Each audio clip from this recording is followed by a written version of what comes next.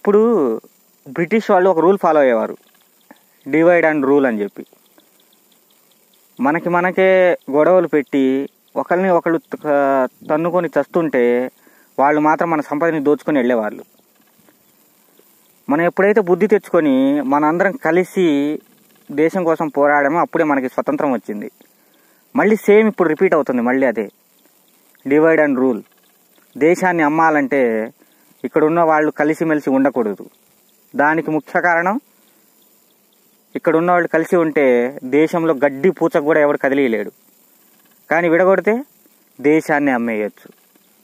దానికి ఎన్నుకున్న మార్గం దేవుడు. 10 ఏళ్ళు వెనక్కి వెళ్ళి చూస్తే మనం ఏం మిస్ అయ్యామో తెలిసిద్ది. ఎప్పుడు చూడు ఏదో ఒక దాన్ని పట్టుకొని, చిన్నదాన్ని పట్టుకొని గొడవలు. ఎందుకు ఇన్ని గొడవలు జరుగుతున్నాయో ఆలోచించాలి మీరే.